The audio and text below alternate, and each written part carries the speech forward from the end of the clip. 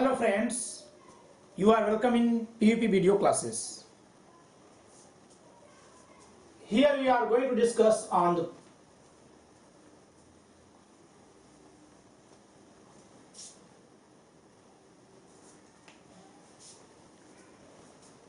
Hello friends, you are welcome in PUP video classes.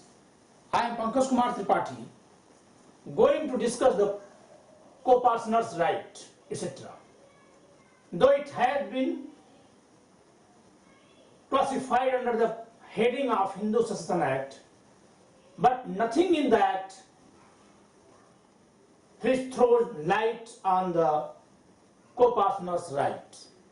So rights of co-partners are dealt through the ancient Hindu law. मित्रों, यद्यपि हमने इस lecture को हिंदू उत्तराधिकार अधिनियम शीर्षक के अधीन रखा है, लेकिन वास्तव में सहदायिकों के अधिकार आदि के संदर्भ में कोई भी चर्चा नहीं की गई है हिंदू उत्तराधिकार अधिनियम में। सिर्फ इतना ही कहा गया धारा 6 में कि वही अधिकार स्त्रियों को भी होंगे जो पुरुषों के हैं। पुरुषों के अधिकार क्या हैं, ये आज भी पुरानी विधि से संचालित हो रहा है। Here I have classified, I have noted, write down here some headings, but these are not all the rights. There are more than these rights. Co-ownership and co-possessorship. सभी सहदायिकों को अधिकार है कि वो संपूर्ण संपत्ति का अपने को स्वामी बताएं। अर्थात ये इतनी जो प्रॉपर्टी है, अगर इसमें ए, बी और सी तीनों को पार्टनर हैं, all are co-owner, excluding, without excluding any of them. अपने में से किसी को अपवर्जित किए बिना ये सब के सब स्वामी हैं और सभी को अधिकार है कब्जा का और उपभोग का। All have right to be in possession and enjoy the possession without excluding the other. दूसरे को अपवर्जित किए बिना उनका कब्जा रखने और भोग करने का अधिकार है। Right to get maintenance from the co-partnership property. Every co-partnership member, and not only the co-partnership member, but the other members of joint family of the co-partnership, has right to be maintained from the income of co-partnership property.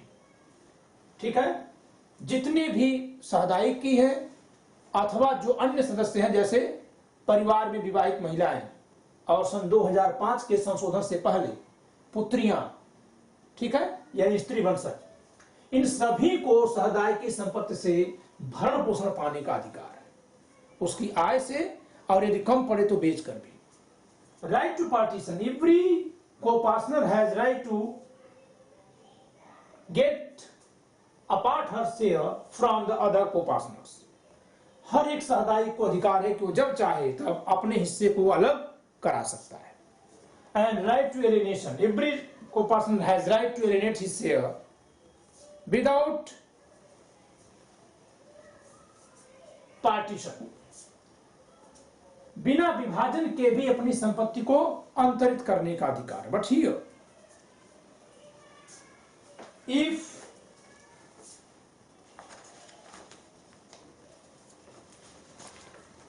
he transfers his undivided share, then he cannot do the transfer by way of gift, because an unidentified share couldn't be gifted. अविभाजित हित का वो अनियंत्रण कर सकता है, लेकिन उसका दान नहीं कर सकता, क्योंकि अनिश्चित हित का, अनिर्धारित हित का दान नहीं हो सकता.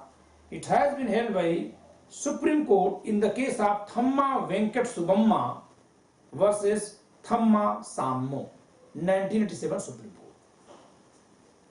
Okay, while he may alienate his property, in the ancient Mitaksha rule, no co-partner had right to alienate his property without divide his share from the joint family.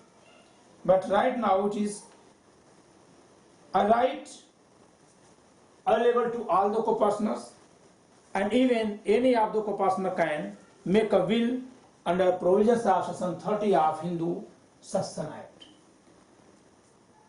प्राचीन मिताक्षरा विधि में अपने हिस्से का विभाजन कराने से पहले कोई सहदायिक उसके अंतरण का हकदार नहीं था, लेकिन अब बिना विभाजन के भी हिस्से का अंतरण कर सकता है। अपने हिस्से पर कोई लोन या उसको बंधक रख सकता है, लोन ले सकता है, और यहां तक कि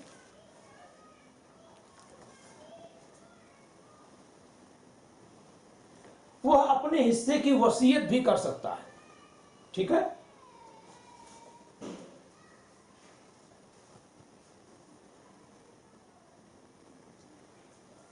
apart from these rights, every co-partner has right to get survivorship in case of death of a co-partner. किसी सहदायिक की मृत्यु पर हर एक सहदायिक को उत्तरजीविता से हित पाने का अधिकार है।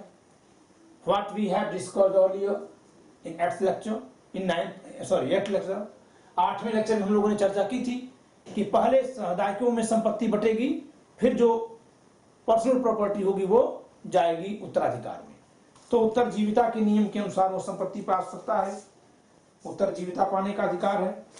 ठीक है, ऐसे में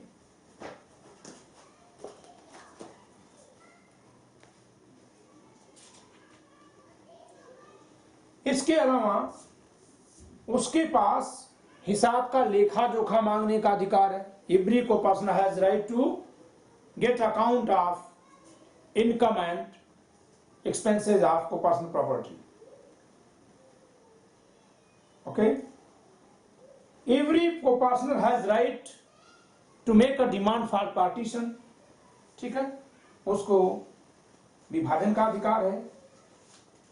Every co-person has right to set aside an alienation made by Karta of Hindu family.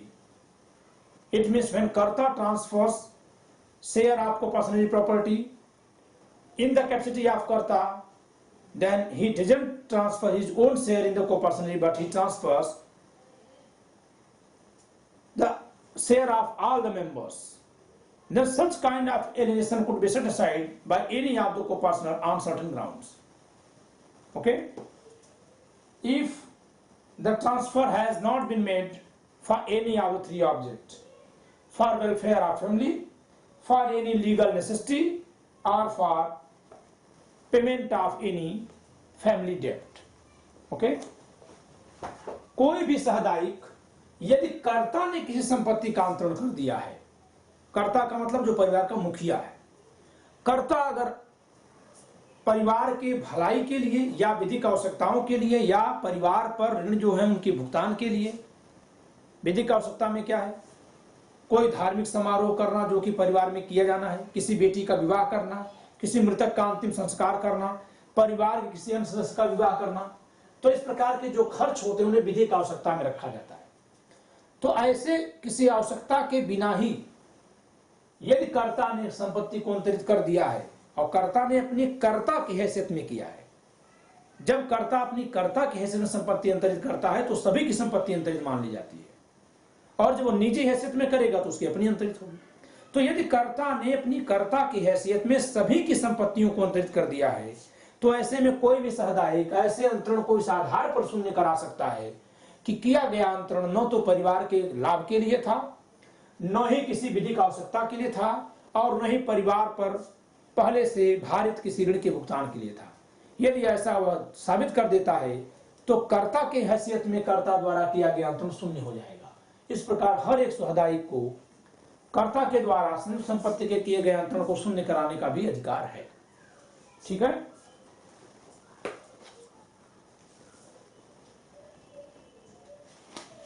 every co-partner has right to